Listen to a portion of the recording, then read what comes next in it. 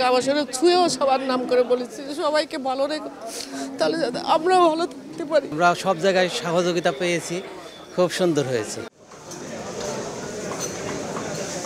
শুক্রবার ভোর ৫টা ৪০ মিনিট ৪১৭ জন হাজি নিয়ে শাহজালাল বিমানবন্দরে অবতরণ করেন বিমান বাংলাদেশ এয়ারলাইন্সের প্রথম ফিরতি হজ ফ্লাইট।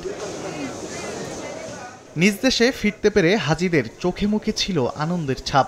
জানান কাছ থেকে পবিত্র কাবা শরীফ দেখার অভিজ্ঞতা। ওইখানেই থাকতে ইচ্ছে করছিল, এখানে আর ফিরে আসতে ইচ্ছে করে নাই। এই অনুভূতিটা এরকম ছিল।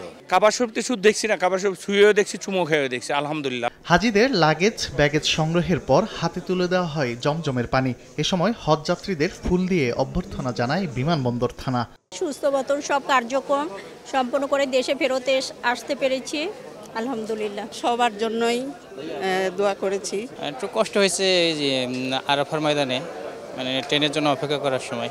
বাকি ইনশাল্লাহ ভালো হয়েছে। নগদের কাছে সব গ্রাহকই প্রিয়, তাই তো সারা দেশে ক্যাশ আউট চার্জ সবচেয়ে কম। বিমানবন্দরে নেমে এবারের হজ ব্যবস্থাপনা নিয়ে সন্তুষ্টি প্রকাশ করেন মুসল্লিরা। আলহামদুলিল্লাহ খুব ভালোভাবে হজ পালন করেছি এবং তেমন কোনো অসুবিধা ছিল না। সরকারিভাবে আমি গিয়েছি, সরকারিভাবে সব ব্যবস্থানো ভালো ছিল।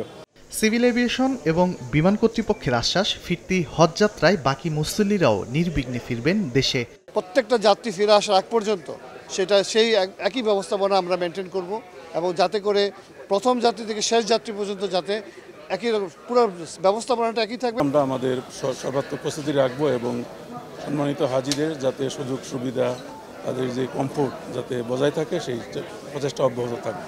এবার বাংলাদেশ থেকে হজ পালনের জন্য সৌদি গেছেন ৮৫,০০০-এরও বেশি হজ যাত্রী। আর হজ যাত্রীদের শেষ ফিরতি ফ্লাইট আগামী ২২ জুলাই পর্যন্ত। তানভীর হাসান মেঘ, সময় সংবাদ, ঢাকা।